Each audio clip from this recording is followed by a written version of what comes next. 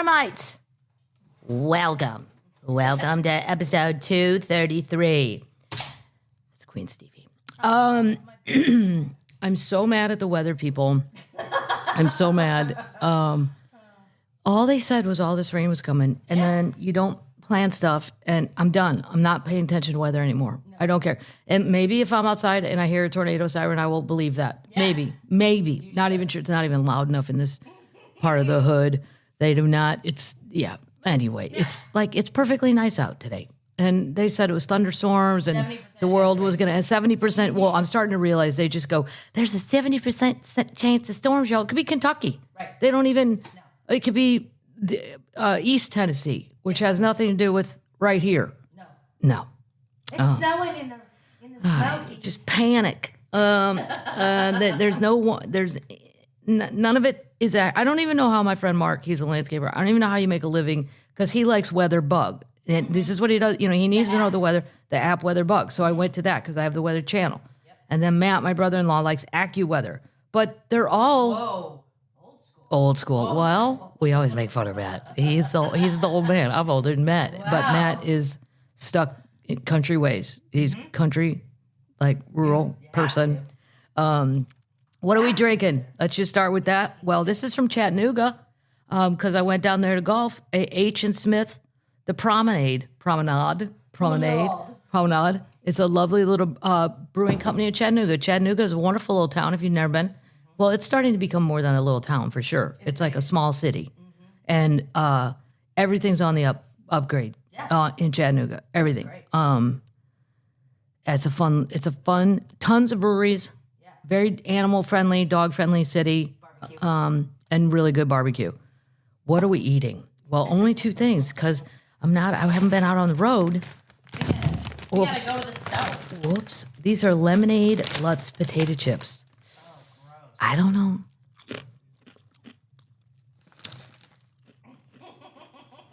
No. It does taste like lemonade. I give them that. It's not just chemical dust like a lot of them. But it's not a potato. It's too tangy for a potato chip. You're destroying the idea of a potato chip. Yeah. No. Okay. Yeah, that's a hashtag no. But look how excited I got because these came. They're the Philly-tini olives. The olives. So you open it up, it comes like this, and there's 4 tins of them, plastic things. Explain it for who's listening. Well, it's an olive filled with Philadelphia cream cheese, and you have to order it from their deal. It's a beautiful box. It's a wonderful box. Yeah. And here's your little plastic tray of them, which make my friend Amy very mad. There's got to be a different way to package this. Wow. Nice. They're great. You'll be sharing that with me. My friend Taryn and her man, AJ Wilkerson, very funny comedian, Captain Autism, they're coming over tonight. Nice. Yeah. Fun. I'll give them to them. You can have one. I can have one? You can have a whole tin of them. Yeah, I'm not going to be here for dinner. No. Thanks for the invite. You're welcome. That's a win-win-win right there. Wow, sorry, I'm still eating. Yeah. I'll go away in a second. Yeah, come back. Yeah. What has been going on? How was your 4th of July? Yeah. Mine, great. Kate, Matt, and the kids came down. Oh, it's nice that somebody else gets off their ass every now and then and drives. Very nice. And our man down, my sister, after medical procedure, made it the whole drive, 6.5 hours in the car. Easy. Like a invalid in the back seat. Great. Mm-hmm. Did you have fun? I'm sure it was a better drive for my brother-in-law rather than having her in the front seat yelling at him. Matt! I told her, I said, Jesus, Kate, if you rode with me and you did that shit, we would have accidents. You're causing accidents by freaking people out. Matt, get on the other side. Oh, she's so hysterical in a car when he's driving. So I'm sure he had a wonderful time. Went golfing. Was it his birthday? Jumped in the pool. It was Matt's birthday. Nice. Matt always gets boned because his birthday's on the 3rd. Oh. Yeah. Oh, that yeah. sucks. I mean, it's not as bad as a Christmas birthday or something, but it's sort of like, hey, it's a holiday weekend. Oh, and it's your birthday? Yeah. Here's a shirt, Matt. Yeah, enjoy. It says happy 4th. Yeah, it says happy 4th of July. But wait, I'll finish this before I get into that. Here's the shows. Vegas, August 2nd. Cape Cod, August 16th. The Cape Cod Melody Tent. The 12th or the 13th. Terre Haute, Elizabeth, both Indiana. 15th. Oh, that's when I do my little run up to the northwest. Eugene, Portland, Seattle, that's September 25th, 26th. And then we're going to keep moving into the fall. October 11th, St. Louis. Great. I believe that is completely sold out. Thank you, termites. But I'm sure at the end they always drop their marketing comps and then they're for sale. And if I know when they're going to do it, I will alert you on my social media. You're releasing tickets in Seattle too. Releasing some in Seattle too. Okay. Yeah, that's up to them. Because it's up to St. If you ever wondered how that worked, they give me comps. I use them or I don't. I give them back, and then they have their own comps. The marketing team, and then that works for all shows. Termites. So I'm teaching you here. Yeah. Don't give up on your show, No. because at the last minute, you never know. I go scooting around all the time, especially in Nashville, because there's a million concerts every night. Yeah. And if you go on that day, you'd be shocked. Go, oh, I thought this was totally sold out. Boom, there's 10 tickets online, and nobody bought them. Nope. Because nobody's thinking I should go back and look. Nope. Helpful hamster. There's some information. So I went down to Chattanooga. Well, 4th of July was fun. We set off the fun, stupid kid fireworks. Although I did buy this thing called Medusa that was the coolest thing I've ever seen in my life. And I know for the animals it's not great, but down here there's no stopping it anyway. No. And I am never, the cats, oh my God, just terrified. And I said, remind me to never go to war with the three of you. The first firework they heard, they've scattered. 2 in the house, 1 in the woods in the spot where they go to hide from thunder and all that. And yeah, I mean, big as chicken shits. Baby cat didn't come out for a day. Well, That is wow. right. But what if we were in Ukraine and those were actual missiles and shit? My cats would just never, ever come back? Yes. I guess not. No. No. Poop and dog didn't make any noise. The poop and dog didn't make any noise. The parachutes don't really make it. Jack like the parachutes. Those don't really make any noise. And so many of my neighbors had so many great fireworks. I don't even need to go downtown. And then I watched some of it on TV, but fireworks aren't the same. No. But I'm never going to downtown. There were 335,000 people down there. And all I do is look at that sea of people and go, where do I go to the bathroom? Right. And I know more than the average person because I'm down there a lot. I would know, hey, there's a secret bathroom on the top of that bar over to the right. But good luck into that bar. There's 335. Even when I was in my 20s, because I think, is this just because I'm old now and I don't feel like dealing with all that? But no, it's not. It's because, and it wouldn't be the same being inside. Like, let's say you're downtown in I don't know. A friend of a friend was on the, somehow got on the balcony of the Four Seasons and was filming from there. So you're outside and then you can see it. That'd be pretty cool. But I would only do it if I had a hotel room downtown. Yeah. And then I could go to the roof up there. This is when you just get too old because these things aren't going to happen. I'm like, here's my conditions. Here's what I demand to come see your fireworks. Well, guess what, Kathleen? Nobody gives a shit. Yeah, but I don't know. I just never did like those big crowds. I used to go in St. Louis to the VP Fair underneath the arch, but there were no rules back then. We had full-on wheelie coolers. We just brought our own beer. Now that would be unheard of. You have to go buy a ticket and we just drove down somewhere. Somebody always had an aunt or an uncle that had parking, and we took the parking spot, unloaded coolers of beers, and when we were done, we left. It was, it was no, and underneath the arch, the fireworks are beautiful because they all reflect off the steel of the arch. Oh, pretty. It's very pretty. Yeah, they have barges in Mississippi that set them all off. It was quite the shindig. Shindig. It was a shindig. Well done, Greg. I played lots of golf, and lots of pickleball. Because it hasn't been too hot. Like 90's been the top versus the 100 when I left. Yeah. Last time, 2 weeks ago, it was 100 every day. It was like, what the fuck? I can't. Well, even I'm used to it. Midwest, I'm used to the humidity. I still prefer it over dry heat. I mean, I took a picture because my research assistant's Bob and Clark in Palm Springs. It's 113. Oh. I know. I don't know how you do that. I don't either. I don't know. I can't.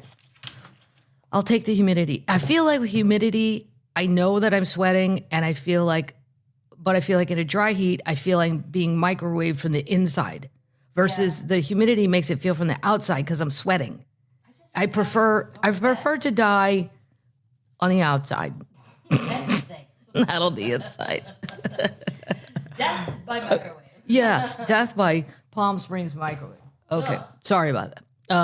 I got away from the mic. I had to put my phone away. Okay. My mom called me yesterday. She goes, I want to know if You got the messages I sent saying I can't send you a message. What? And I thought about that sentence for a minute, and I go, well, it worked because I didn't get a message. So I don't understand the point of this phone call. Well, there's something wrong with your phone. There's nothing wrong with my phone. It's an Android. You can still text me from an iPhone, Mom. Yep. She has an iPhone. And then she screams into her watch. If I call on the Android, the iWatch will not take the call, or it takes it, but she can't hear me. So she just screams, I hear you, screaming into a watch. And I'm like, where? I know she's walking the dog. I can hear the dog. So there are people in her little neighborhood seeing her scream into her arm. Thinking that she's finally lost her mind. And then this is a good story that I'll get back on track. So my sister-in-law, Amy, set up, if you fall down, your watch calls 911. But she didn't tell my mom that she did that. She just did it as a precautionary measure. And it's better to not fight with grandma. Just take her shit and do shit. She won't know. Absolutely. Well, my mom, the dog got tangled up in her feet. She took her off-roading where there was a bunch of gravel and some grass because Maggie likes it over there. Well, she got tangled up and she fell face first into this pile of rock. I mean, the bruises on her face, it was crazy. But when she was in the pile of rocks, she hears a voice say, I see you have fallen. Would you like an ambulance? My mom thought it was a real person, like standing above her. And but the dog leash has still corralled her feet like a calf at a rodeo. No. And the dog's barking. And my mom goes, I couldn't figure out who this person is and how did they get to me so quickly? And then the lady said, I'd like to send an ambulance. Where are you located? My mom said, I have no idea. I'm face down in a pile of rocks. I can't. Well, where were you walking your dog? And she said, then I realized it was the watch talking to me. And then I got mad that somebody did that to my phone. And then I just bullshitted. And I go, all iPhones come with that. Oh, okay. I know my mom will never listen to this. So I did not throw Amy under the bus. I saved Amy's ass. That's one. Yeah, that deserves at least a free bottle of wine instead of hearing that lecture. But yeah, that was the mom story. I sent you a message to say I can't send you messages. Okay. What were you going to send? I forgot. She doesn't remember what she was going to send anyway. Yeah, I said, well, it must have not been very important then. She was going to ask me if Ron White was okay in Texas. I'm like, it would be really weird if Ron was at Camp Mystic, Mom. It would be super weird and concerning. I would actually call it concerning if he's at a preteen girls. Well, they're all the girls. Very sad, and I'm not making fun of that. I just thought that's where my mom goes. Was Ron okay in the? Yeah, he's fine. He's in. Texas. Yeah, it's all very sad. But here's a great thing about great to feel good about Texas. I mean, it's never going to feel good, but George Strait donated $3.5 million. Oh, nice. And he's Matt's favorite ever, by the way. Right. And drove his ass over there and delivered all the things in water, like just a normal guy. Nice. Yeah, 72 years old, came in jeans and a T-shirt, and then he visited with a bunch of families. So, they're... That's horrible. I'm sure that's not going to really help, but it's what he can do. So good for George, Matt's little hero that he went to go see in Kansas City that I had to call in a favor for. I had no idea a George Strait ticket. I was like, I could get you tickets probably if you can't. Yeah. Matt's like, well, they're real expensive. And Matt never asked for a favor. So I called in. Matt doesn't talk a lot. Until on the golf course. Oh my God, with the teaching and the coaching. And I texted my sister. I go, I just got a 5-minute educational breakdown of how the grains affect my putting. I've never said grain in my life. I've never thought about that on a putting green, but boy, I've heard more about grain in this last 10 minutes than I've heard of in my whole goddamn life. See, and then he's petting the grass. Now see this, Kathleen? When the grass comes down like this, your putt's gonna go like that. Now you're gonna hit it less hard. It's grain going the other way because it's gonna be up against grain. And me and Claire, she's rolling her eyes like, and he walked away. And he goes, Claire, she's only 16. Right. You're going to hit a bump and run shot from there. And she goes, I don't even know what that is. And I said to my sister, Kate goes, they have been taught 1,000 times what a bump and run. I go, well, she doesn't remember. I'm just letting you know, however you're teaching, it is not sinking in. Nobody knows what the fuck you're talking about. And all I know is now I'm going to look at grains and still not know what I'm talking. I don't care. Matt, I don't even have a putting stance. I don't care. I think once you're on the green, I'm done now. I don't care about putting. I'll care about it when I'm old because it'll be my only superpower. Yeah. When you can't hit the ball far anymore. Anyway, all right, we're moving on. Moving on. There was something else on the 4th of July. I don't remember what it was. A couple things from the team email made me feel good. Greetings here from a black fan. So I think I'm up to 5 that I know of. I like comedy that doesn't pander to a specific audience, and you, among others, fit the bill. Obviously, I grew up black. Right. It's funny. But didn't really have the black experience. Dad was a military man, so we traveled all over the U.S. and abroad. That said, I cannot relate to a lot of black comedians who talk about the hood, drugs, and other topics. But comedy based around funny stories that could have happened it's perfectly. Thanks for keeping it real. That's Rick. Okay? I like it. Great. Thank you. You know what's weird, though, is I really believe if you're a good comedian, whatever your thing is, I'll never forget, like, one of the first times I saw George Lopez. I was at the Brea Improv. I was like a feature act, and he was headlining all week. It's before he got his show, the George Lopez show. Okay. He did so many jokes that were inside baseball, Mexican neighborhood. I didn't even know what he was talking about, but I understood the joke. And it was still funny. Right. He still said it in a way that everybody can get it, even if it's not your experience or an experience you're even mildly. Like, he was talking about his grandma boiling chicken feet for good luck. Like, all that. Wow. It was crazy, superstitious stuff. And I found myself laughing the whole time. And I told him, I said, you do a really good job of presenting that for everybody. It's not so inside baseball that somebody who didn't grow up like that wouldn't even know what that you were talking. Right. Yeah. Like, and I know you shouldn't generalize the stereotype, but I was flipping through Instagram, and there was my little boyfriend, Cat Williams. He goes, white people real friendly in the middle of the night. He goes, you can call a wrong number. Black people like, God damn it, I was sleeping. Click. They hang up on you. White people be like, well, what number did you dial? Maybe you got the numbers transposed. Why don't you try this one? 378 instead of 836. Call me back if that doesn't work. It's so stupid, but that's how my mom would answer it. Totally. Yeah. Mm-hmm. This is a gay Australian termite, so he's a gosmite.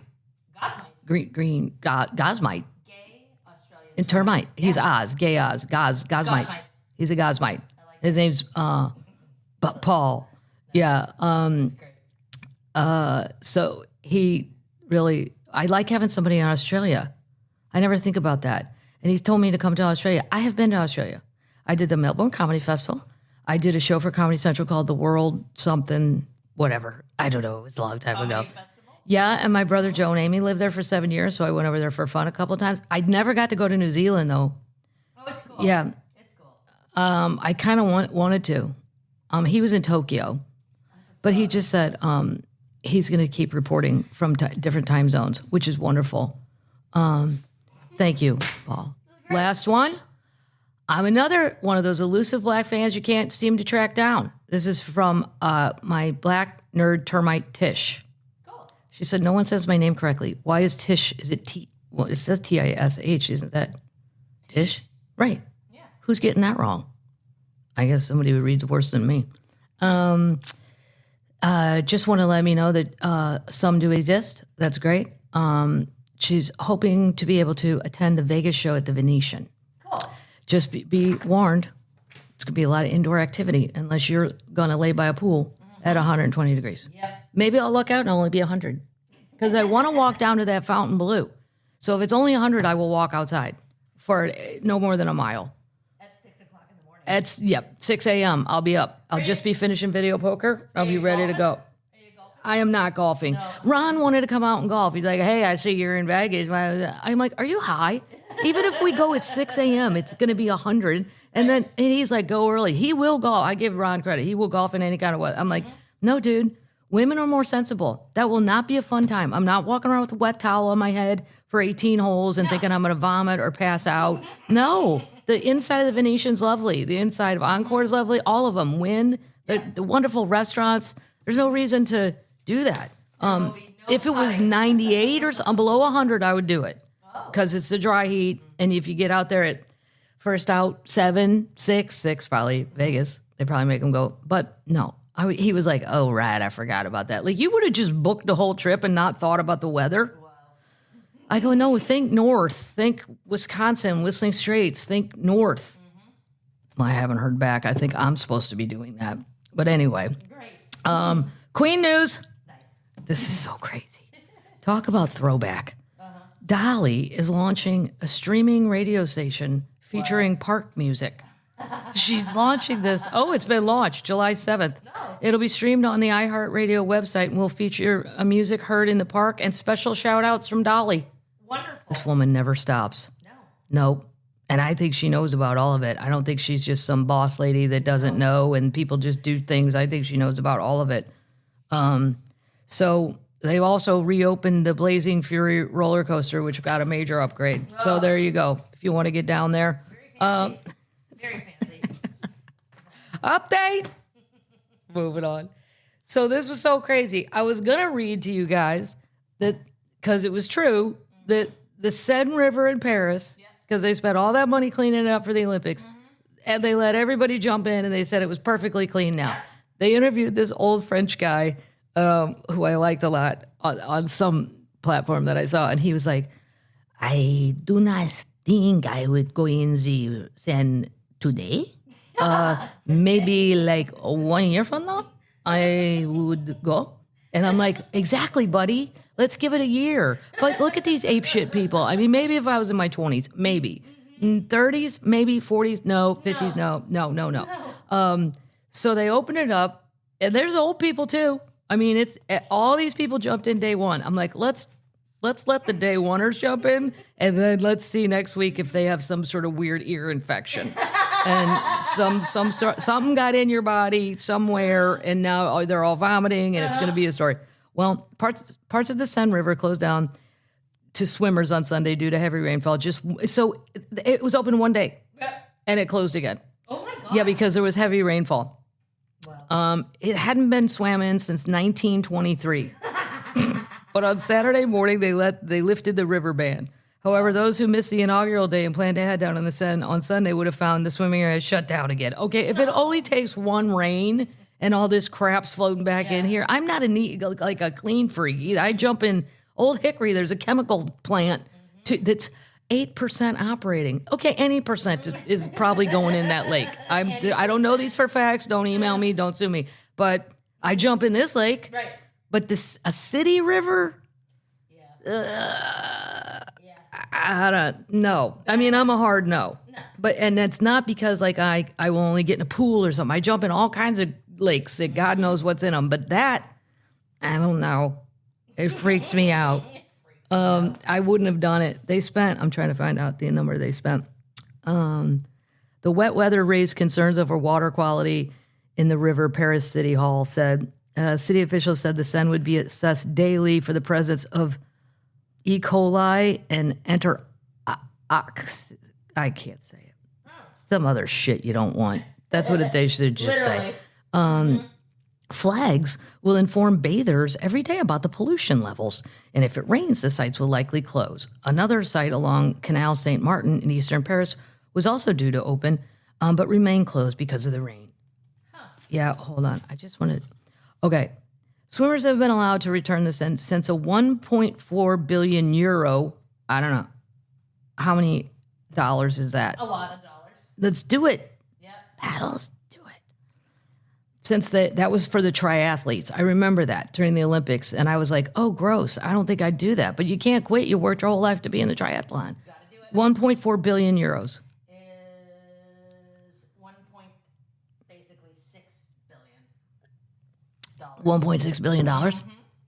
Jesus. Wait. It didn't work. 1,644 million. 1 billion what? 644 million. 644 million. 1 billion. Oh, 1 billion, 644 million. Oh, wow. That's a lot. That's a lot of money to go swimming. You know, I mean, I think there's probably other places, and maybe not in Paris, though, now that I think about it. I didn't see any swimming pools over there. I'm sure they exist, but I didn't see any. Like a public pool in Paris? No. All right. Update. The Harkles are at it again. Oh, God. Meghan released a wine. They've already proven that all these products, there's something else that she's putting a label on it. And then they're out of the product. They're sold out. She had to issue refunds. I mean, to frustrated shopper after yet another website stock error left customers without, they didn't get their $14 apricot spread. Fuck me. Who's buying this shit? It sold within an hour of going live. It retails for $9 a pop, but with the special keepsake packaging, it's on sale for $14. Well, you got to go get that. Then she released some wine on the day of Princess Di's birthday, which, a lot of people took offense to that. Yep. I wouldn't have even known it was the lady's birthday, but just, it's the movie. Go watch it. Edward and Wallace Simpson. Yep. I should stop talking about it because I just keep repeating myself. I don't know how you can't watch a movie and go, holy shit, that's exactly what I'm doing. If you're Harry, wake up. You're married to a sociopath. Which, I don't know why this made me think of it. By the way, there's on Instagram, there's an intuitive, kind of means psychic, but they say they're not. There's something else, whatever. I didn't get through the whole description of it because I was confused and bored. She seems like a very nice lady, and she looks like a friend of mine who I cannot peg in my mind. She predicted the whole camping flooding thing. You're kidding. No. Whoa. So then I followed her. But anyway, I don't know what made me think of that, but Harry, for some reason, Harry made me think of that. Anyway. You should go see an intuitive. Yeah. But the movie's right there in front of your face. Your uncle already did, the great uncle already did this, tried it, didn't work. Just going to be, what did my dad call him? An asshole. No, he didn't say grifters. That wasn't the word back then. It wasn't like hobos or bums. It was like an old school word of somebody who just, like I would say a couch surfer or something. They had an old school word for it. Surfer. Well, yeah, drop ass couch surfer. Couch surfer. Wow. We had a cousin we used to say that about. Yeah, and then eventually those people run out of couches. Did they listen to the podcast? No, that cousin would not be listening. I guarantee you. That's what my dad would go. He's a drop ass couch surfer. And then one of my cousins one time dated this guy that was sitting on our couch, and he was like a hippie. Yeah. And he said, my dad goes, "What do you do?" But it's always very accusatory. Like my dad, but he's friendly, but he's just, it's sort of a lawyer questioning, and the kid goes, "Oh, well, I spend most of my time doing karate instead of karate." He said karate. And my dad goes, "Well, here's some incoming news from you. I'm going to karate chop your ass off my couch if you don't get your bare feet off of it." Because the kid was sitting in the yoga, the lotus position, and I knew that he had a man bun. None of this is going to go well with Jack Madigan. No. Your man bun, you don't really make a living. No, you take karate and say karate. You have feelings. That's not okay if you're a man. Just knock that shit off and go get a job and get a haircut. I'm sure that's all my dad wanted to do is cut his hair. What's going on in the back of his hair? I go, "It's a man bun, Dad. What is that?" I go, "Well, you know how women have buns sometimes?" "Kind of." I go, "Well, it's that, except it's on a man." They're all the thing in Europe. "What does she like about him?" "He is not." I go, "Well, you don't seem highly likable right now either." No. So there you go. Update. Billy McFarland says his Fyre Festival has now fallen through his 7-figure deal. I'm really starting to think he's just mentally ill. He is. And he put the brand up for sale on eBay. So if anybody wants to buy Fyre Festival, you can now do so. He said he had a 7-figure deal that fell in, but now the opportunity to own the Fyre brand is back on the table. He explained he'll get his own, he'll buy it back. He's a crazy person. Somebody needs to figure out how to funnel his crazy to something productive. I mean, he was very good at tricking people one time. He's beyond he's beyond a fraudster or a con man. There's something mentally, he doesn't get it. I mean, there's something. There's 101 bids. 101 bids. How much is the highest? Right now it's up to $200,500. $200,500? Yeah. Is that a real bid? He's probably bidding against himself. Mm-hmm. Yeah. He's probably doing that. It ends in 6 days. Oh, you got 6 days to go do it. Yeah. 21,000 people viewed it in the last 6 hours. He still owes people $26 million. But see, those judgments never matter because they never have to pay it. Wow. And $26 million he owes the initial Fyre investors. Wow. We don't even going to talk about these any kind of moron that went and bought a ticket to this fake one in Mexico that was all bullshit. Fyre Festival. They've only got one listing, and that's it. One listing? Yep. Wow. Update! America. The first people I feel a little bit bad for. The second people, no. Okay. That it just means you don't read anything ever. don't read. You don't talk to people. Yeah, if you bought a ticket to that. Here's the good news for TikTokers, of which I am one. TikTok is reportedly developing a new version of its app specifically for the United States users as it prepares for a potential sale to American investors. Whoa. I know. The new app is expected to launch in the U.S. app stores on September 5th, with current users needing to switch to the new platform by March 2026, although that timeline may change. This comes as President Donald Trump stated that the talks with China regarding the deal would begin this week. Last month, he extended the deadline for ByteDance, TikTok's China-based parent company, to divest its U.S. assets by September 17th. So there you go, TikTok. We're safe. Yeah. We're safe for a while. And then don't forget to migrate over if it all happens on September 5th, but I'll keep you updated. Many podcasts before then. Update! So the girl who fell off the ship, the Disney cruise, which I find, I said last week, when the kids were little, I had to childproof this whole house. I do not know how a Disney cruise thing, she fell backwards through a portal. Why is there an open portal? On a Disney cruise? Yeah.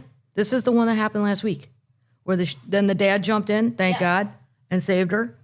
She's 5 years old, so, what are you, 2.5 feet tall then? Yeah. Something like that? Why would there be any open area? Right. That you can get to. That a kid could fall through or think they're climbing through something, like a tunnel, like they think they're at McDonald's Playland or some crap. Yeah. Authorities are investigating the incident after a father and daughter were rescued after going overboard on a Disney cruise ship over the weekend. Wow. She lost her balance.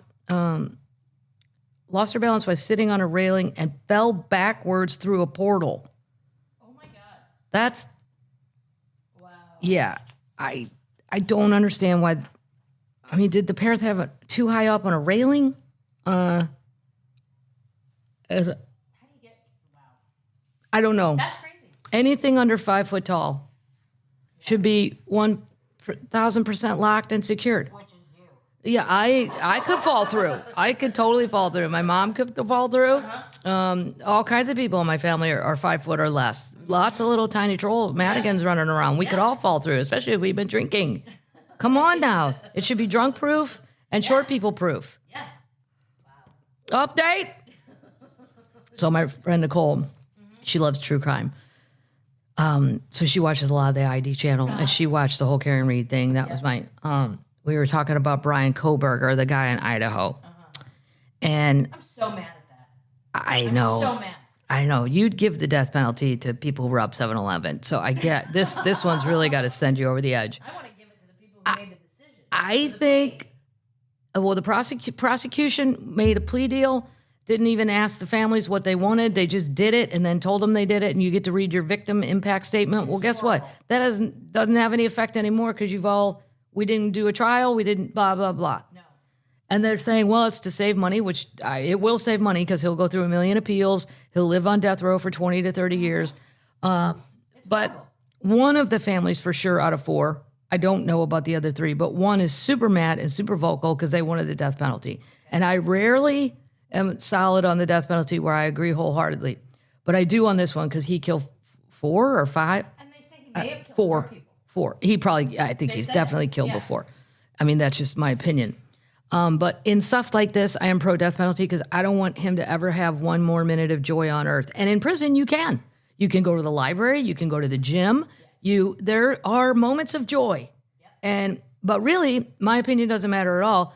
I think it should be up to the family. And Nicole's like, that's a great idea. I'm like, right. Yep. And if it's a tie, she goes, but what if it's a tie? If there's 4 families, I go, well, I haven't thought that through. Right now, I got a placeholder there, flip a coin. That's probably not a good thing. I have to think it through some more. My flip a coin thing. Majority wins. Right, but what if there's 4 families and 2 say kill him and 2 say let him, I don't believe in that, send him to prison for life. See, that's what I'm saying. I haven't thought it through. My placeholder is flip a coin. It's like triple overtime, where we just kind of give up. Okay. I don't know. I'll think of something. Okay. But I'll ask the termites. these 4 kids dying will not affect my daily life, but it will affect their parents and brothers and sisters and cousins, everything else in their lives. Let them decide what we're doing with Bryan. Yeah. And it's also because he got home after murdering those people and called his parents and was on the phone for 45 minutes. So those parents, I do not understand how you are not held responsible if you knew that. And so to avoid having them having to be called as witnesses, he accepted this deal. But also, look at shit can happen. As long as you're alive, you got a shot. You never know what can happen. The Menendez brothers, they're probably going to get out because now they're saying that the people they shot abuse them. Well, those people can't come back and say that's a bunch of shit. Right. They got one cousin who says, yeah, you know, that guy was psycho uncle, whatever. Point is, if you're alive, you still got a shot. Right. I don't know. There's a lot of people. I would never say I'm disappointed that someone's not being killed, but I do not think it's fair to the families. No. What's going on, Idaho? But this would happen in all the states. That's the other thing. It's state by state. It's so crazy. If you kill somebody, I believe Charles Manson was sentenced to death row, and then they changed. There's no more death penalty in California, so he got off that. Oh. Right. Yeah. I'm sorry, but if you were on death row before, it should be grandfathered in. We're still killing you. Yeah. It's like Ron's old joke. He goes, I don't know about the rest of the states in the country, but in Texas, if you kill someone, we will kill you back. We will kill you back. It's so simple. Great. And I'm much more conservative about, I don't love the death penalty. There's too many mistakes than you would be. But this one. I mean, in the past, there's been mistakes, but not anymore. Oh, there's still mistakes. No. Oh, yes, there are. No. People who can't afford good lawyers. And then there's somebody getting out of prison once a month from a DNA thing, and he's been sitting in prison for 30 years. It's all bullshit. I'm saying things happening now. Yeah, I'm saying they are happening now. No, I'm talking about crimes that are being committed now. People are being accused and convicted of crimes they did not commit as of today. I'm not talking about crimes. I'm talking about murders, rapes. Murders and rapes are crimes. What category are you putting those in? I'm talking about, like, robbing the store. I'm talking about... Well, here's some advice from Aunt Kat as the daughter of a lawyer. If you're going to rob something, rob a bank because that's a federal crime. Don't rob 7-Eleven because at least if you get to go to a federal prison, it's very cushy. It's like a goddamn country club. To commit a federal crime if you got to do something. This is stupid. It is a very stupid conversation. That's what this podcast is about. But we're learning things and we're doing the work of the Lord. And I'm voting for these Idaho families, especially the one. Yeah. He should be murdered. He should be murdered. Yeah. Well, my friend Chuck Martin has a great joke about that too. He goes, I don't understand because they keep having all these botched executions where mine would get botched if it was the IV thing because nobody can ever find a vein on me. They'd have to just stick it in my neck or something. It would just be so much better to shoot me than try to get an IV in me that's going to take 16 phlebotomists. Nobody will do it. It'd be a mess. Chuck goes, I don't understand why we have all these botched executions in this country. We're in a prison. There are 100 murderers right down the hall. Let's just say by a show of hands, who would like to kill Paul? Or whatever the name. I don't know. And I'm like, yeah, we've made it too ridiculous. It goes on. I think you should get one appeal. That's it. Not numerous. No. And those are hard to get. Yes. You got to prove to an appellate court judge that you deserve an appeal. Right. So they always act like it's a given. No, not a given. No. You still got to work your ass off and spend a shit ton of money. And I don't know. That's just an update, though. So you're recommending federal crimes first. I'm recommending federal crimes. Okay. Don't sue me. Am I going to get in trouble for that? Probably. Yeah. We're keeping it in. If you're sitting around thinking, I need some cash, rob a bank, not 7-Eleven. Because then that's just a regular old crime of armed robbery, and you're going to go to some shit prison in Shitsville. Yep. Shitsville prison. Get right.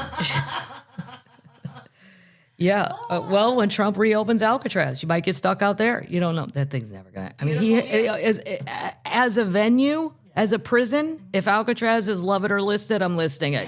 Now, as a historical place for tourists like me, I go every time I'm in San Francisco. I just love the tour. You can never soak it all in. All the famous people that were there, and the third warden was named Madigan. and that's kind of creepy because he looks like my grandpa in the picture. Really? Yeah. Yeah. And you had to live out there with your family.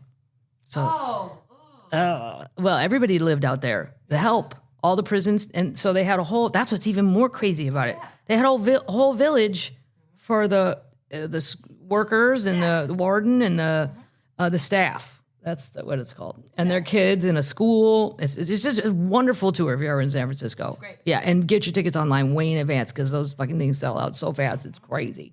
And go in the morning because it can get really hot out there. Okay, speaking of tourists, in one of these articles, I read the greatest term ever. I wish I'd have thought of it. I did not. But Bob, are you listening? There's a new title for this segment, for the Dumb Tourist segment. It's called Tourons. That's great. Sorry this guy died, but Omar Farang Zin, he's 49 years old. He was riding his motorcycle in the Carpathian Mountains in Romania when he decided to get a selfie with a bear, and they have the selfie. Shut up. The bear's right behind him. Well, right after that selfie, I don't think the bear wished to be photographed. He dragged him down a ravine and ate him. He didn't ask first. You did not ask for my permission. I am not on social media. I'm a private bear. I don't like posting. I have other bears that are after me. I don't want this shit online. What if they're, and I'm sure, yeah. I mean, it's tragic. It's horrible. This is where you've crossed the line. Now I get to laugh at you because you crossed, he's like, he's smiling real big and the thing pointing to his murderer. Yeah. Hey, look at this guy. Yeah. Then it goes back to Paddles has told me over the years, you Americans, because it's always in the Smoky Mountains, and they're like, it's a bear, and they run right up to it, and she said, weren't you guys taught all bears will eat you? I'm like, no, we were given teddy bears, and they're adorable, and you're supposed to hug them and play with them, and We had teddy so bears. I know you had teddy bears, but you also had all these rules about hunting and lessons and what to do. And I mean, the bear spray I got in Canada, I thought I put on me. I turned it. I thought it was like off. I'm like, isn't it bug spray? It's bear spray. It goes on the bear. I didn't. Well, the guy in the store should have told me that. It wasn't cheap either. It was like $50. It'll help. Well, sure, I don't mind paying for it. I just needed better instructions. Maybe they thought I was Canadian. Maybe I was passing, and he thought I looked like I knew what I was doing, but I don't. Not when you point it at your face. Well, I did that outside the store after I bought it. I was trying to take the top off. God. No. Yeah. You probably learned that in Colorado and stuff. It's not all. It's a lot of us. It's a majority of Americans do not know any of the shit. And let me tell you what, the Smoky Mountains National Forest, which I love, and it's the only thing political I will ever say on this podcast. Mm-hmm. I do not want the National Forest for sale. No. And this big, beautiful bill has allowed millions of acres to be for sale. I think that's terrible. And I'm not even really a hiker or a camper. No. But Teddy Roosevelt worked really hard for all that shit. And once it's sold, we're never getting it back. Nope. So that is something I would get off my ass for. But I really count on my eco-warrior friends to do that. Amy. Like, Amy, can you go down to that protest? I'm so tired. I never get to sleep in my own bed. I don't want to do that. But like Smoky Mountains, no, half of the people hiking up there, zero preparation. They're in flip-flops, pushing strollers. Did they got any waffle cones up top? Yeah, they do. It's shocking. You're going to get up to the top of this goddamn mountain, and there's just going to be a Waffle House. It's actually a Waffle House. I know that sounds crazy since we haven't seen any electrical poles or any kind of plumbing, but you're not even going to believe what's up there. I mean, these hikers, the Smoky Mountain Forest is the one forest that I have seen the most just Americans in. Because like Yosemite and Yellowstone attract international crowds. And I kind of like that there's one that's just regular Americans. So, but no, nobody even looks like a hiker. There's a lot of chubbies going on down there, which is fine. And it's good, you're getting out and all that. But they're not marked right either. They say this is a medium trail. My ass, I'm in better shape than at least 17 people I just passed that are going up. And they're like, are we almost there? Yep. It's total bullshit. You're not almost there, but you know what? Keep going. You keep going. It's hope. In your flip-flops. It's hope. Yeah. There's a wonderful waterfall just in about 6 miles. That's a waterfall at a Waffle House. It is the most quote, American national park I've ever been in. Yeah. And then you go to a park where people know what they're doing, Banff or Yosemite, and you're like, oh, we need to have, I think there should be a video. What? I think, so there's this, so when you go up in Gatlinburg and then you go in the forest, there's like a visitor center. You have to get a parking badge. You have to do all that shit. I think there should be a safety video, which I would be interested in. And usually I don't like that shit because it's just, basic and redundant. But I would watch that because I don't know enough about hiking. And then show the hike. Here's what's going to happen. Here's the elevation. Because they get trapped in between where they can't decide, should I keep going or go back? My advice to all of you chubby people in flip-flops, go back. But I'm not going to say that in the moment because they're too excited. And I'm not in good shape, not like an Amy or climb a mountain or no. I mean, I can hike up the thing. Yeah. But anyway, this guy, back to Omar, he thought it'd be hilarious. Well, it was till it wasn't. Yeah. And then he had another selfie where he's pointing at a bear cub. Well, That's probably why he died. Right. Omar, what do we know? Don't go near tiny bears, and definitely stay away from big bears. All bears will eat you. Remember that, America. Don't try to put your kid on a moose. I don't count Colorado. Try to- No, there was a wolf. I didn't even print out the story in Yosemite, and there were all these people down there. Now, the wolf did come out of nowhere. I will say there's a video. And then he just stumbled upon these people that were looking at something else, not him. He kind of surprised them all. Okay. But not a one of them moved except closer to the wolf. No. You're lucky. Well, they think it's a dog. Well, our neighbors have a tall dog like that. I mean, and sometimes it growls. I've heard it growl. And it's barking. Its barking is more like a howl. Like, I don't know. When the moon is full, he goes crazy.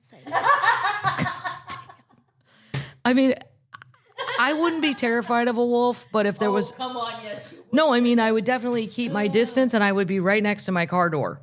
Like, I'm not moving away from my escape path. With your bear spray. With my bear spray that I have all over my body. Because wouldn't that work? If the bear doesn't like the spray, if it's on me, he's not going to want to eat me either. Yeah, the guy didn't ask me, do you know how to work this or nothing? He just sold it to me. He must have thought I looked like I knew what I was doing. So at least I felt good. That was one time where I'm like, well, he probably should have given me a speech, but I probably would have zoned out on the speech anyway. We have to learn that in kindergarten. In kindergarten. Well, we don't have enough bears here that's brought up in kindergarten. No. If your parents didn't handle it when you were... If your parents in Canada hadn't already told you, which I'm sure they had. No, I had a lot of... Play with that. I had snake lessons. Yeah, we didn't have that. Yeah. Snakes. Snake lessons. Well, because little boys, particularly, my brothers, my cousins, grabbing a snake out of a creek to them was hilarious. Yeah, they just pick it up and play with it and throw it back in the creek. But what if you picked up a cottonmouth? You need to know what you're doing. That was the only lessons we got. Nothing. Did they have snake spray? There's no snake spray. There's no. My snake spray is a shotgun. That's my snake. Me and my dad used to just shoot them off the rocks and go, the bad ones, the cottonmouths. You want the black snakes, blah, blah, blah. But it's very hard to tell the difference because the cottonmouth is black as well. Wow. All right, enough. I'm sorry. I'm all over the map. Snake spray. One more Turon story. Bob, this has just been so great. Grand Teton, that's a forest that my oldest nephew went to for like a 2-week thing. Loved it. A tourist in the Grand Teton National Park found himself between a grizzly and its mate early in the month. So he took the only escape available. He dove headfirst through the open window of his car. A tour guide got a photo of the man's escape. So thankfully, our Turon still had his window open in his car. Yeah. Somehow, I'm sure he saw the bears. Had to have. Because why else do you you got to get out? You want a good picture? Say hi. Goddamn windshield's blocking my good picture. I got to get out. Is that a grizzly? Oh, look at the hump on its back. I think it is. Why are you out? And maybe he was out just taking a picture of the view. I shouldn't totally blame him. I doubt that. Well, Come on.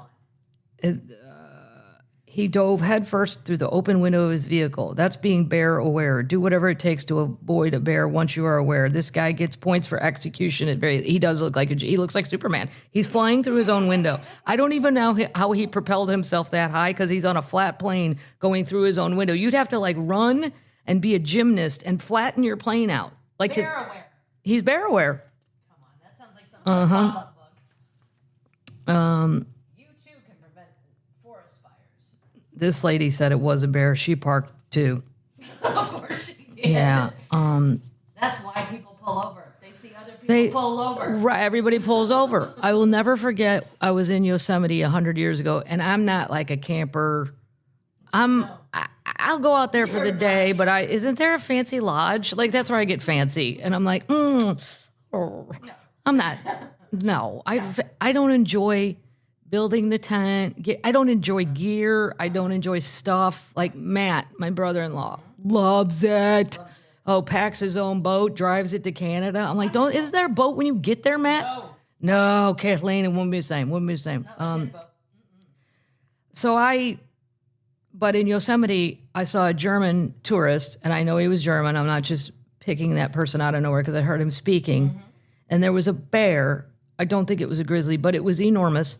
And he was by a dead tree that had fallen down, and he was picking roly-polies out of it, little tiny bugs. And I thought, that's how I feel about eating tiny shrimp. Like, it's going to take him forever to get full. But he's patiently picking the bark off. Like a crawfish. He's making his noises, and this idiotic German guy keeps getting closer and closer. Now we're all watching the German. Right. Like, we've all lost focus. I was way back because I also know how fast bears can run, and I can't run that fast. No. And the thing went psycho and charged him, but stopped. I don't know what made it stop. The guy got lucky. The German lived, but hopefully he shit his pants. I really hope he actually shit in his pants, and you're out in Yosemite and you don't have any other pants. You should have to walk around with shit in your pants for doing something that stupid. God. Shit in your pants. That's horrible. Yeah. The guy who took the picture of the man diving through his car window didn't even know there was a bear. He just thought it was strange that, like, a man could fly. Like, he looks like Superman. Like... He's bear aware.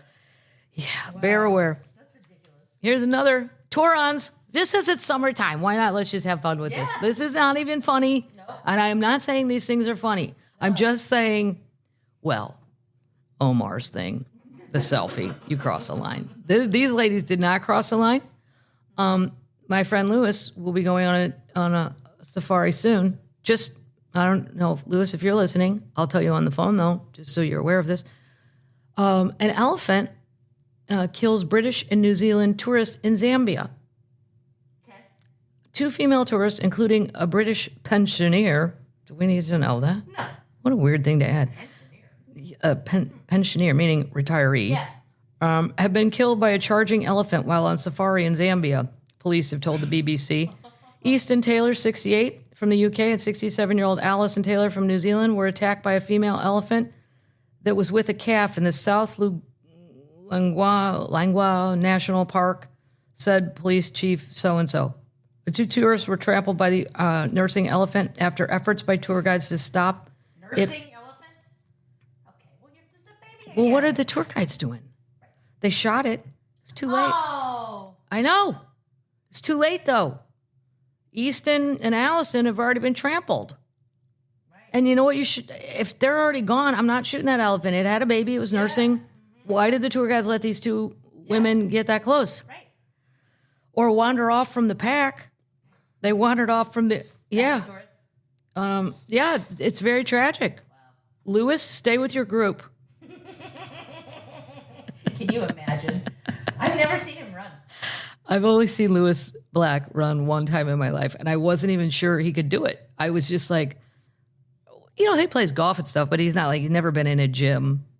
No. He tried once. He thought he was really bored in L.A., and he asked the 21-year-old girl at the front desk if they had a levitator. He meant an elliptical. He called it a levitator. And she looked at him like, what? And his clothes don't look right for the gym. Like, his shorts they're like khaki shorts. He has weird socks on. He doesn't look like he's going to a gym at all.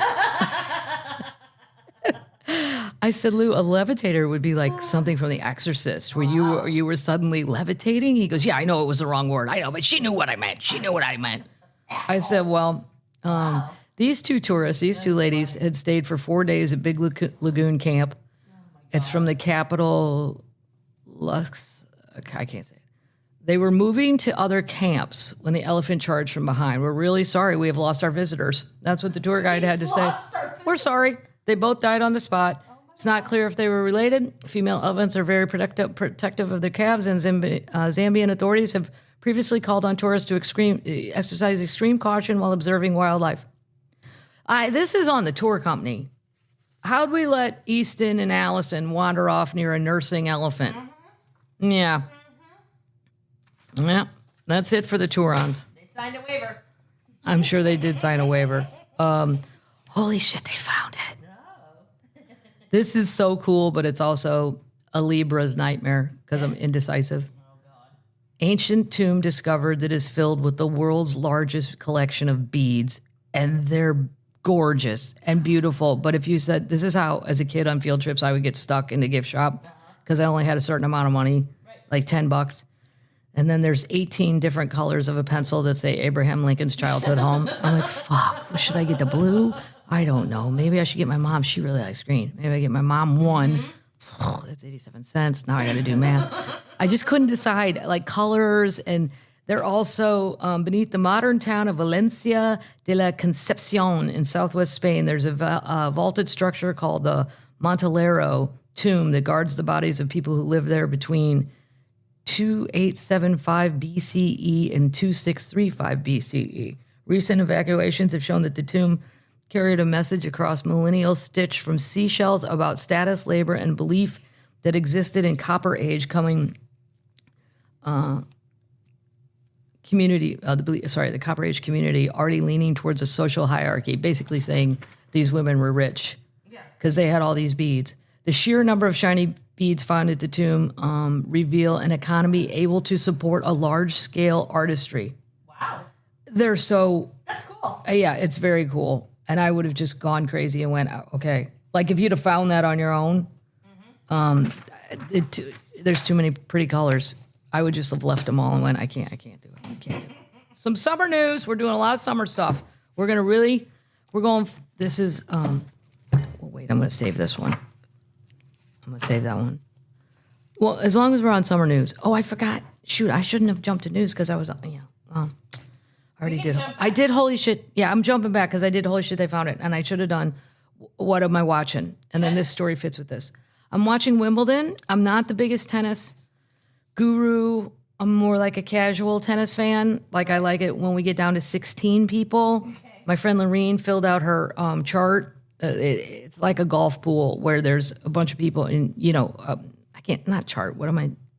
Her brackets. So like the final four brackets, they have it for tennis too. I guess I would have assumed that. So I make some bet on DraftKings based off Lorene's predictions. How'd it go? So far good. Nice. But they're not crazy bets. It's saying that Sablinka will keep going far. Mm-hmm. There have been a lot of upsets, though, so a lot of people's brackets were completely destroyed.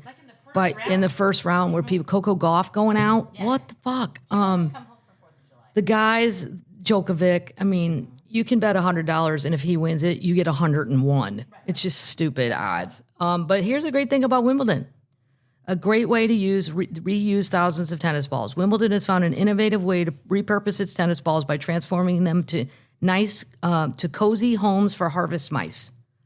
Each year, the tournament goes through about 55,000 tennis balls, many of which are now donated to wildlife conservation groups across the UK. These balls are modified by cutting small openings and then mounted on poles or placed in tall grass, creating elevated, waterproof shelters that protect mice from predators and harsh weather conditions.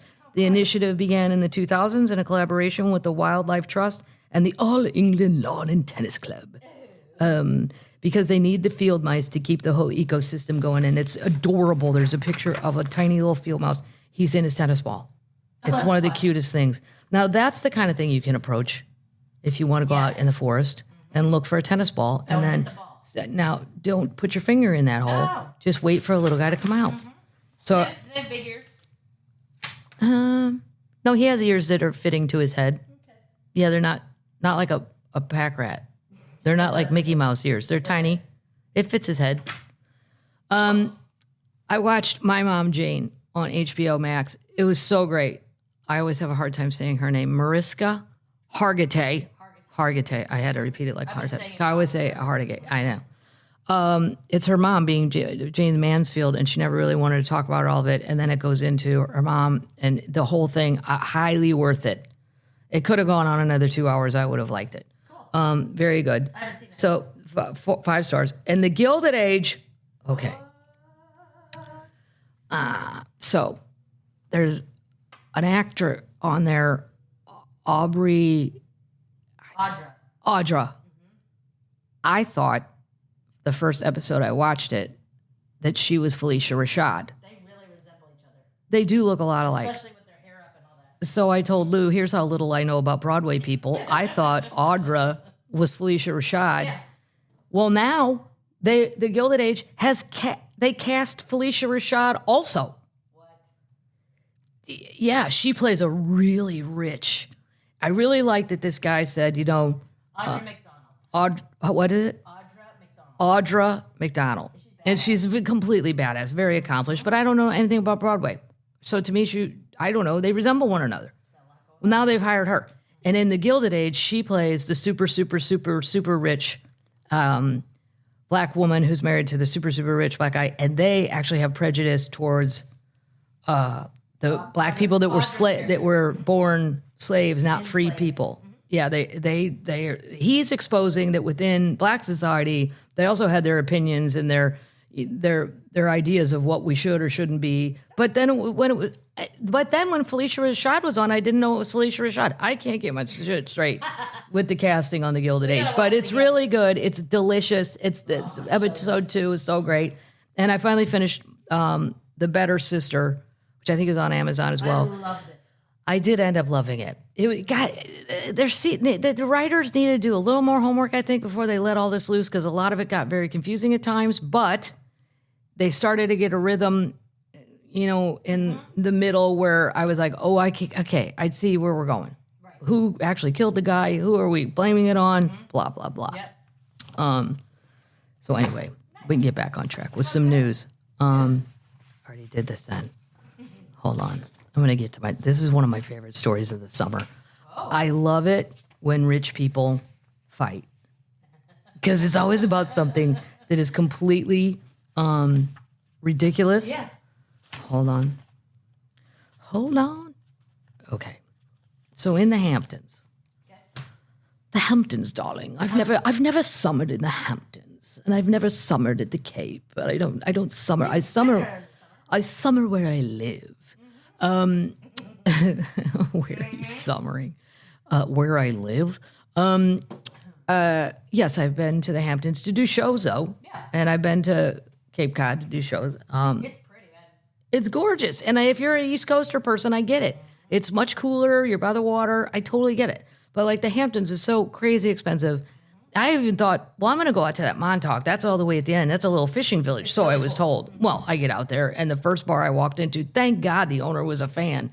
And he's like, hey, are you Kathleen? I'm like, shit, what did I park wrong? I mean, I just always assume I'm in trouble if somebody says my name. I've fucked up somehow.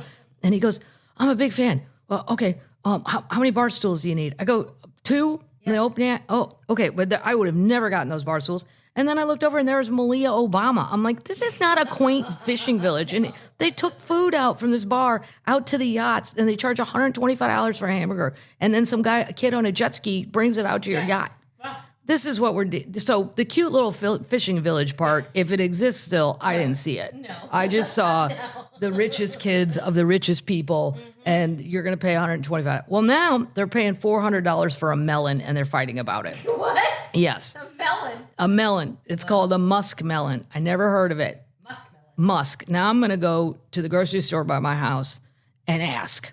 And then I'm going to go to the Walmart produce department. They probably got some and don't even know it. Probably. I doubt it. All of the produce in Tennessee after being in California, C minus. And I'm like, why? We're close to Mexico. A lot of it's coming up from there, or Florida. Except tomatoes. Yeah, good tomatoes. Georgia tomatoes. And good corn. Yeah, and peaches. Corn. And the peach truck from Georgia. Yep. But the rest of it, down here, not so good and stuff. No. Anyway, I'm sure nobody knows what I did not know until I read these articles. And I'm sure we don't have them. So a muskmelon is a melon, looks like a watermelon. It's Japanese.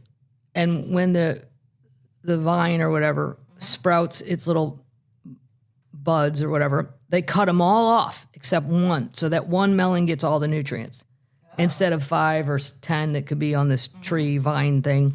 And then they say that it's the greatest thing. It's super delicate. Instead of 5 or 6 melons on a vine, they'll cut off flowers and just grow one. All the sweetness, energy go into that. Social media influencers have taken notice, not just of the pricey melon, but the clamor for specialty items, creating new demands as customers as well. The private chefs go shop for the rich people. Okay. The rich people are not doing their grocery shopping.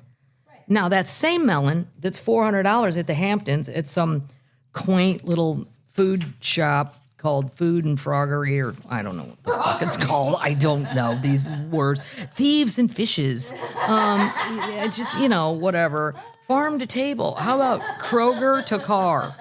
Car to kitchen. That's how I'm rolling here. Froggery.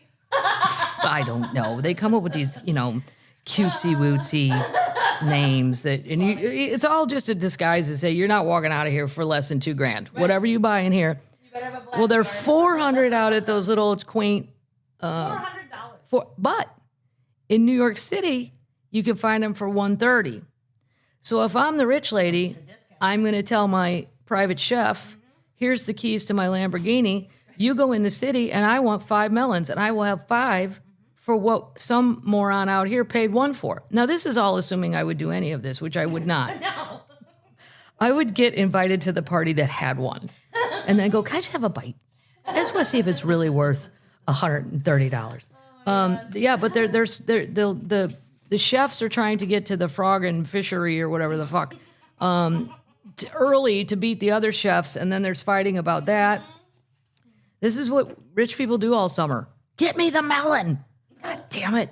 If you go to an Asian supermarket, H Mart's on the Upper West Side, they're running a special, $130 a piece, down from $160. Hurry, because on Thursday, the store at 2010 Amsterdam Avenue only had 4 left. They come like Crown Royal. They come in this plastic thing that then goes inside a black box. Yes.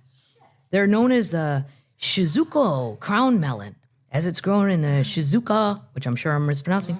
They come packaged in a sleek black gift box with gold lettering. Inside the supermarket, they're kept in lucite.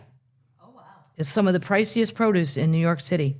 Each crown boasts a T-shaped stem, which verifies the melon's one tree, one fruit growing method. What did you call the grocery store? Something in froggery. I don't know. What do you think it's called? What do you think the grocery store is called? Frog and lily pad. It's called Farm and Forage. Farm and forage. Oh, God. Nobody's foraging. You know who's foraging? These private chefs, because they're getting punched in the face when they get home and don't have that melon. Raul? I told you to get down there and give me a goddamn melon. The froggery. I don't know. I mean, I walk in those places and go, no. There's like 1 tomato and they're like, it's $14. Fuck off. I would rather not eat. Sorry I'm cussing so much today. I don't know why, but it's fun cussing. I don't mean it for real. I mean, like, no. Especially if I'm rich enough to have a house in the Hamptons. I'm rich enough to pay some 21-year-old to drive their ass back to town. Their burlap bags are $250. Their tote bag is what? $250. That's just because people want to have it. Yes. Make your own. Go to Hobby Lobby. People hate Hobby Lobby. Go to wherever. LLB. Go get a blank one at LLB and put it on there. Yeah. See how fast we've solved these problems? LLB. That's how they always have blank ones. They're very basic. Eddie Bauer's probably got a basic one that looks like that. Oh my God, that's funny. The store in the city is selling 36 melons a week when in stock. What? Paying that much for fruit is a bold decision. It's a nice gift for someone who has everything. That's crazy. That's crazy. There's some summer bullshit. $400 in the Hamptons. The Froggery. I love it. Somebody should take that name.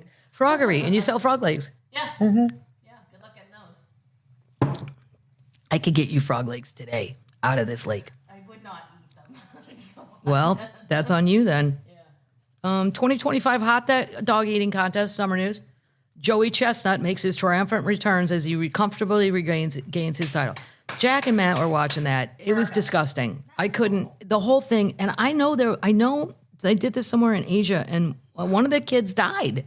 Yeah. Like, your body can't do that. No. But I guess it can for Joey Chestnut. And then Jack was Googling. He's worth like a lot of money. He's won so many of these. He had to sit out last year because there were issues. He had to sit out. There were issues.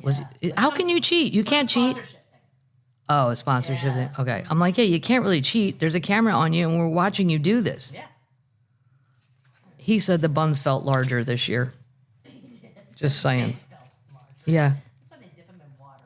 A 41-year-old from Westfield, Indiana. And this is him. He managed to consume 70 hot dogs in 10 minutes. He's from Indiana. Yeah. He looks like a Yeah. Jersey guy. It's his 17th appearance in 20 appearances for the Westfield, Indiana eater.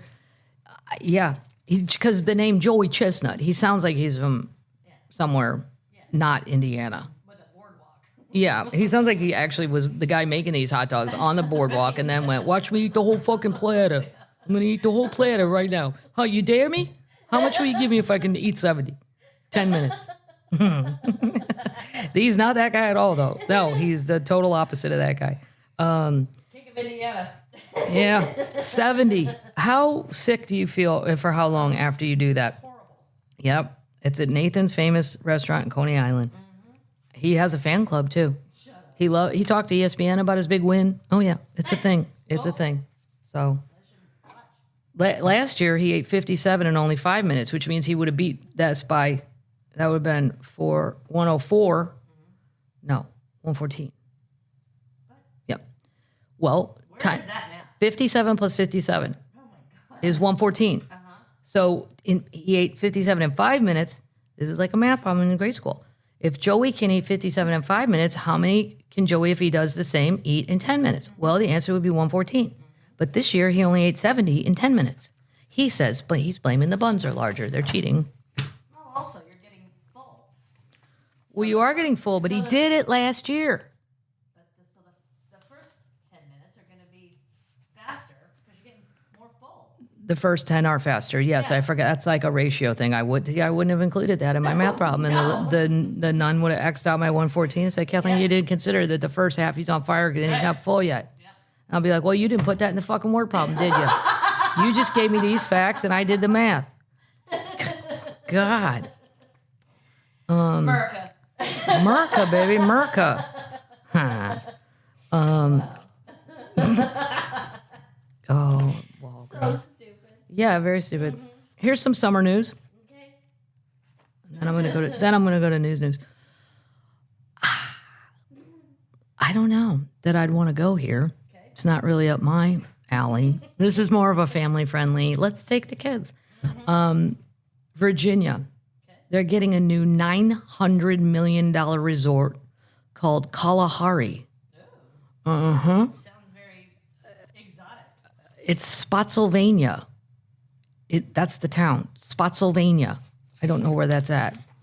Biggest city It's near Spotsylvania? That's the city. The resort is called Kalahari, Kalahira.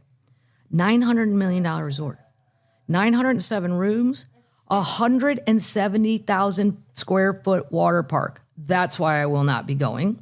57 miles to D.C. 57 miles outside of D.C. 122 miles to Chesapeake. And an adventure park. Yeah, I will not be attending. This is like fair warning if you ever come to Nashville and you check in at the Gaylord Springs. They won't see you at Opryland? You want the Opryland Hotel. It's nice. No shade being thrown here. But you should know that your room very well could be 8 miles from the front desk. Yes. It's also And then, Marriott property. 100 years ago, my sisters say they were with Matt for some work due. They got lost and couldn't find the Uber thing because it's too expensive. Yeah. And then, but because I'm like, where are you freaks? Like, come on. You said you're going to be here. She's never late. A half hour ago. And then I'm like, did they, get in a car wreck or some shit? And no, it's just these big ones where if you got little kids and you want to do a water park, I think it's great. But if you're just an adult, no, I'd rather just camp in the parking lot. Maybe they have RV hookups, and then you don't have to deal with any of that shit. Because they hand you the key, and you don't know where the room is, and you're like, oh, thanks. Okay, I have a balcony? Great. Can I please not face the pool? Right. Like, can I face the other way? Sure. What? And then you start what? Yeah. Oh, boy. Owning. I would love to see you try to hook up an RV. Try to hook up an RV? No, I'm not an equipment person. No, I don't know. I see what happens. My friends, Heidi and Marcia, have one, and then I saw this. I went over to go see them at a site, and this family from California jumped out of this big one, and everyone has a chore, and there's hoses going places, and toilets being hooked up, and I'm like, this does not look like vacation to me. No. But I'm not doing that. I'm going to the hotel. You like a room key. I like a room key, and I like a bar. Yeah. And it has stuff back there, and all I got to do is ask for it. Can I have that wine right there? Sure, ma'am. Thank you. See how easy that was? I didn't have to go shopping. I didn't have to do anything. No. This is weird. We're out of summer news now. We're just on to regular news. Quote, this is in quotes, Jesus of Siberia is jailed for abusing followers at an isolated mountaintop cult area. I'm fascinated with cults. What? This guy. Jesus of Siberia. After losing his job as a traffic cop. What? I'm not kidding. In 1990, Sergei Torup, he's 64, claimed to have been reborn. His new name is Vissarion, Vissarion, and he went on to form a cult that replaces Christmas with a feast of his birthday. Shut up. Who signs up for that? We're canceling Christmas. We're just going to celebrate my birthday. Yeah. Awesome. What? No, just because you grew your hair long and you're white and you look like a lot of the paintings. Research your cult leader. The cult leader who claims to be the reincarnation of Jesus. Come on. He's been jailed for mentally and physically abusing his followers. Oh, okay. He lost his job as a cop. He founded the Church of the Last Testament in 1991 after experiencing divine revelation.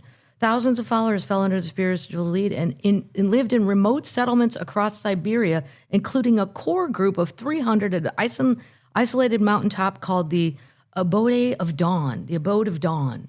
What? Siberia. It's 100 below zero. He's the new Keith Raniere. You got to give him credit for keeping this shit going when the weather conditions are. Vissarion must have some really good gloves and socks and stuff. They were found guilty of creating a religious organization that violated the civil rights of its members and caused bodily harm. Yes. Thousands of they accused him of using psychological manipulation to control and exploit his followers. As all cult leaders do. They all do. 1991 and 2020, this is when all this went down. The action of Siberia's, but they're just saying he just got arrested now. The actions of Siberia's Jesus were said to have caused 16 people moral harm, left 6 with serious health problems, and 1 with moderate harm. He was arrested in a helicopter raid on his Kraza something region. He was sentenced to 12 years in jail, and his associates were jailed for 11 and 12 years, respectively. All 3 men denied the charges. It's not clear if they plan to appeal. Good luck with an appeal in Russia, in the Siberian province of whatever. The victims and the state prosecutors were awarded 45 million rubles, which is $572,000. Great. Yeah. Isn't that crazy, though, that some people are still doing this? Wow. Russia's equivalent. The cult became even more isolated after COVID, and they shut their doors to outsiders. That's when it's time to go. Well, it was never time to join. No. But if you were joining, there comes a time. It's when David Koresh said, here's what's going to happen starting tomorrow. Yeah. And some left. And you're like, okay. Yeah. He's telling everybody they got to, cut off your balls or something crazy. It's time to go. Time to go. Bye. Yeah. Wow. I just think it's crazy that you could do a cult in Siberia. Sun City. How crazy is that? Crazy. You should research your cult leader. I know. Chuck E. Cheese opens spin-off arcades for adults. Okay. What? Yeah, I swear to God. We already have Dave & Buster's. If you want to go play video games, they have the old school ones there. They have new schools there. Dave & Buster's can be very fun. I love Crazy Taxi. If you've never played that, play that once. If you're in a Dave & Buster's, you drive a taxi and pick people up along the way. And however many passengers you pick, you beat your partner. So we both start. There's 2 Crazy Taxis. You have to stop. Yeah, you have to stop to a certain extent. They got to get in. You pick your driver, and then boom, they give you a city, and you're picking people up the whole way. So, but you play against someone that's sitting next to you, and there's 2 machines. There's usually 2. Anyway, whatever. Kathleen, Taxi. be an adult. Crazy Taxi. Or Golden. Anything else I like is from 100 years ago. Miss Pac-Man, all that, asteroids. It's the best. But where can a kid be an adult? Well, the answer is Dave & Buster's. Yeah. Famed animatronic restaurant chain Chuck E. Cheese is launching a spin-off to Chuck's Arcade, complete with arcade for adults, is a modern love letter to their fans and aging customers. A grown-up version will be complete with retro arcade games, including Galaga, I can never say that, alongside the more violent ones left out of, like Mortal Kombat and Halo. Wow. I know those are kind of... You get a prize counter, including old school merch for big ticket earners, along the expected mountain of candy. Others will include food and okay, they have alcohol. Good. Good. Yeah. Well, the old one did. That's why I didn't mind. Like if I attended, Pitchers of beer. they had beer. So, pitchers of beer. and then I just would judge which kids had gambling problems. My brother would be one at the time. He's like, I'm out of tickets. I need money. Like you can just see. And then, I don't know. I went to at least We gotta watch this guy. 50 birthday parties at Chuck E. Cheese. Thank God they had beer. It's the only thing that saved me. Yeah, I don't think that. Maybe it'll work. Maybe people don't want to deal with the size of Dave & Buster's. But Dave & Buster's has good food, too. What about Chuck E. Cheese? Are you going to upgrade from that shitty pizza? Yeah, it's bad. It's bad. The kids ate it, but it's not good. No. And I like, there's a $3 frozen pizza called Jack's. I like that. Like, I'll eat shitty, cheap pizza, but yeah, it was not great. Did they have a band that played every 20 minutes? It was an animatronic band. Yeah. Yeah. And Chuck E. Cheese. Yeah. Psycho. Yeah. But the kids would get all excited when the curtain would open. Like, oh yeah, here comes the band. Yeah, it's like a fucked up Muppet show. Cleveland, summertime news for you. So it's summertime news for all football people. Okay. The Ohio governor approved $600 million towards new Cleveland Browns Stadium. The Browns are set to construct an enclosed facility in Brook Park, a Cleveland suburb. The Cleveland Browns are closer to constructing a new enclosed stadium. See, you're never going to get a Super Bowl unless you have a roof. Right. So if you want a Super Bowl, but if downtown Cleveland needs a Super Bowl, you're going to have to open up about 50 more hotels like real fast. Yeah. Yeah. The Browns are closer to the proposal to use unclaimed funds arose in June, and we don't care about all this. Cleveland Stadium proposal carries a $2.4 billion estimated price tag, and thus the state funds will cover about 1/4 of the cost. Ohio has a $4.8 billion unclaimed property fund. What? What? We gotta get into that. next week. Wow. Which include various sums of money owed to state residents. Well, why don't we try to give them their money back? Yeah. Well, instead because of they're giving not a filling. football stadium. Right. Yeah. Oh, there's a time limit. 10 years you have to claim it, and if you don't, it goes back to the state, so that's how they're getting it. But then here's the argument. People think it's going to kill downtown even more, which it will. It will. There's just no way around that. So I would say to my Cleveland termites, would you rather it be built downtown in the place of the existing structure, or would you rather go out to the suburb? I don't know this suburb. I think you try to save downtown. We'll call Cindy. I'll call my friend Cindy. Cindy will know. She'll know. I think you try to save downtown. Cleveland's got really good architecture. There's really good buildings. It's real pretty. And it's sad to just watch downtown, and there's an area that's not too far from town, I forget the name of the street, that's really up and coming and got cool restaurants and stuff. Once that thing goes away, There's no coming back. nope. And then people, but I'll guarantee you there's a group of investors that have already bought all that land. I think we talked about it on here, and they're picturing having all their restaurants, and this whole thing's going to be out there, and parking, and this, anyway. Horrible. I don't know. Ohioans, what say you? What do you say? Great news. We're going to go look for Amelia Earhart again. Again? Yeah. Jesus. This plane is not that hard to find. It's not Stop it. Flight 370. No. Researchers on Wednesday announced a new expedition to find Amelia Earhart's plane based on evidence that suggests the famed aviator may have crash landed on a remote island in the South Pacific. Yes, Nikamaruru. This island has come up a million times. A satellite photo may appear to show the remains of Earhart's plane peeking through the sand on a small remote island, inhospitable island lagoon of Nikamaruru. This is where they found her freckle cream. How many locals do you think? Yep. Nobody. No. They found shit on this little island. I think they survived the crash. I think she landed. Mm-hmm. I'm sure it was rough, and they probably got hurt, but I think her and him survived, or at least she did, and then died on the island. Yeah. It's not a big island. No, it's very tiny. One of the world's most intriguing histories. We know the children can Google if they don't know who she is. She was a pilot. She got lost. And then there's if they don't know. Well, if they don't know who Amelia Earhart is, you would be shocked at shit that people don't like. They're little people, whatever. Not little people like my friend Brad. Like they're young. Purdue University, which had employed Earhart and helped found her historic flight, will send a team to Nikamaruru in November in hopes of digging up her Lockheed Electra 10E aircraft and returning what's left of it. We we owe it to Amelia and the guy Frank that was with her and her legacy at Purdue. I didn't know she had a tie with Purdue University to fulfill her wishes and bring her plane back to Purdue. Satellite photo was captured in 2015.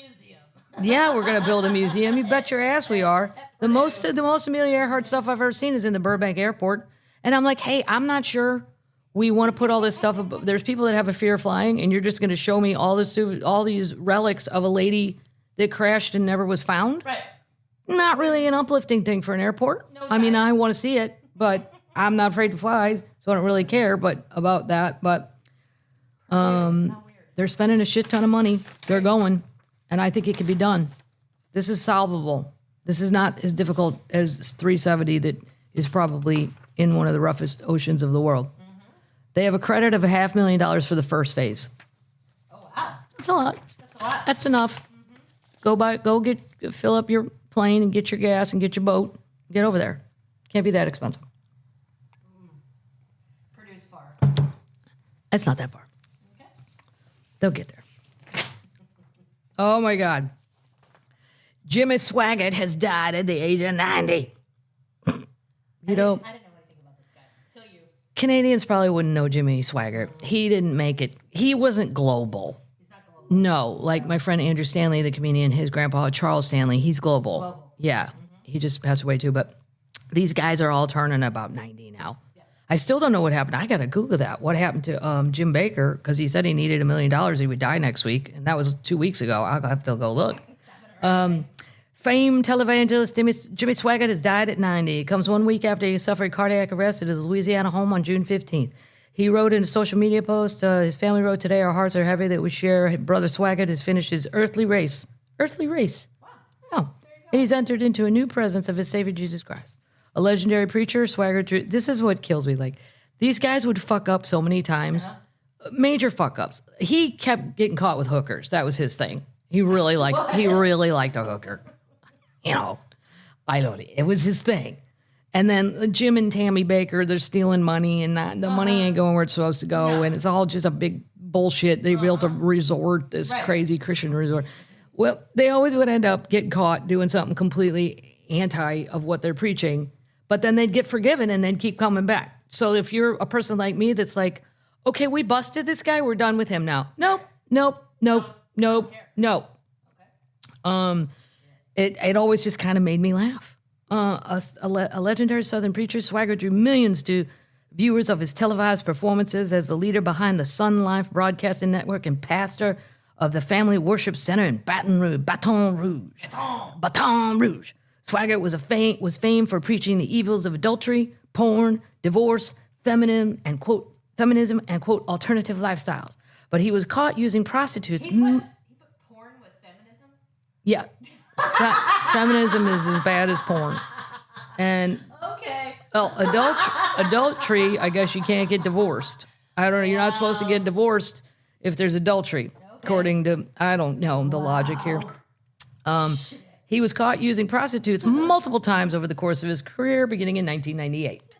Swaggart, he was cousins of Jerry Lee Lewis, was often incorporated music into his sermons. By 1981, he was nominated for a Grammy for Best Gospel Performance for his album Worship. Oh, God. Never heard of any of this. As a Catholic, no.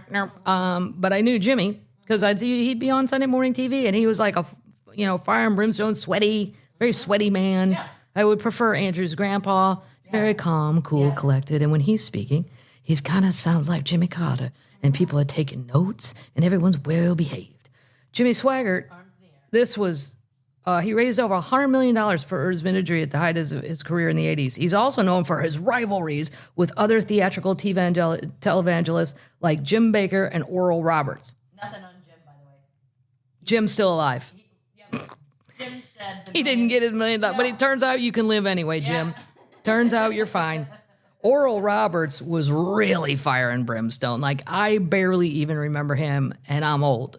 But he was one of the first ones. Yeah, the Oral Roberts University. He's one of the first ones that I think got on TV. I'm going to go research that because it is interesting as to, like, Jim Bakker was way younger than Oral Roberts. Anyway, so Jimmy Swaggart, his feud with Louisiana televangelist Martin Gorman led to his fall from grace when he accused Gorman of having extramarital affairs, leading Gorman to hire a private detective that caught Swaggart visiting a hooker named Deborah Murphy. He was defrocked by the Assemblies of God. As a result, 3 days later, he was caught with another hooker. Yeah. Another one. Oh, yeah. There was lots. Wow. Swaggart once drew millions of viewers with his televised sermons and gospel performances before his prostitution scandal upended his career. In 1988, after he was first implicated in the prostitution controversy, he delivered a famous sermon that was known as "I have sinned," and he was crying. I remember it because you always want to see the comeback. Oh, I'm watching. Yeah, it's great. I'm sure it's on YouTube. After rebuilding much of his following and continuing his sermons, he was caught again with another hoe in 1991 when he was stopped for a traffic violation. He's got a hoe in the car. Oh What? After his tearful apology about the first scandal, he famously told his congregation after the second time, "The Lord told me it's flat out none of your business." Oh, I found the sermon. We're putting it in the notes. Okay, we found the sermon. Yeah. I have sinned. And he was bawling, and I'm like, dude, you should have been an actor. This is fabulous. How are you doing this? He's purple. The second hooker thing got a lot of his TV contracts canceled, and it was the same year that Gorman his rival sued him for defamation and was awarded $10 million in damages. Well, you're never going to get that, Mr. Gorman. Swaggart continued preaching even after being defrocked by his ministry. In 2010, he launched his 24-hour Christian TV broadcast channel, Sun Life Broadcasting. Sun Life? S-O-N. Yeah, Sun Life. He became better known among Christian right movement in later years and became an avowed supporter of Donald Trump. Last month, Swaggart was found unresponsive, but he never regained consciousness. He don't want to see anybody die, but I mean, he was highly entertaining to the non-Assemblies of God people. Like, to us, we're like, for real? You're going to go with this guy? You're giving him more money? He's clearly likes the hoes. Don't give him hoe money. No, stop it. No. It's just, I forget these people are alive. Wow. And then I'm like, Jimmy Swaggart died. Holy crap. Yeah, and then you see, he was 90. He ran out of money. Having a dog or a cat will preserve your brain function, a study says. I like it. This does not apply if you have a fish or a bird. A fish or a bird as a pet. Consider those pets. They don't have any link to preserving brain energy or power. As global population ages and dementia rate climb, scientists have found an unexpected ally in the fight against cognitive decline. Cats and dogs may be exercising more than your patients. They could be part of your brain's ticking too. And a potential breakthrough for preventative health research found that owning a four-pawed friend is linked to slower cognitive decline by potentially preserving specific brain functions as we grow older. Wow. So there you go. Get yourself a dog or a cat. Or be like me and just open your front door and a bunch will walk in and you're afraid of them, so you just let them stay. That's how that went down. There's a lot of cats in here now. Well, 2. There's 2 cats in here a lot. There and were then 2, when I got here today. although I did find Cedric on the couch. What? And I don't want him on the couch. Oh my God. Kathleen, he needs Well, I got to catch him. Let's not get into it or I'll get emails. I'm working on it. Okay. It's a work in progress. Me and Aubrey have a plan. You do? Yeah. Huh? And then I find out why his hair looks so jacked up. There's a couple parts that are just matted. And if I could get close enough with the scissors, I could cut him and then he would look more presentable. And I'm sure it wouldn't bother him. Brush him. I can't get close enough to brush him. Oh my God, he'd kill me. Although I've never seen him hiss, and he just walks away if you get too close. Okay. Well, he runs away. He walks quickly. He trots. He's a trotter. Yeah, but he's got a lot of little, How lovely. He has a lot. Okay, we're going to do a couple feel goods. And, Blazing Fury. oh, I have a saint. But wait, where's my other feel good? Hold on. Maybe I didn't have another one. Maybe my feel good was George Strait. Hang on. Give me 1 second. Amuse yourselves. As the nuns would say, amuse yourselves while I look through this. I'm Googling televangelists that I don't know. There's a lot of televangelists, yeah. Back when the cable late night started and they didn't have enough stuff to fill shit, they... hold on. Oh, this was a feel-good story. Okay. If you're a Boston Red Sox, and I always say his name, but Carl Yastrzemski, he was a wonderful Boston Red Sox pitcher. I believe he was a pitcher. Okay. Well, he's 84 or 85, and he threw out the game ball, and his nephew is a player for the Giants. Oh! Did he throw it to that man? Yeah, he threw it to that man. That's probably part of the story. And he's adorable. His nephew's super smoking hot. Cool. And I'm like, that must make him feel so good. And I don't know what was on this one.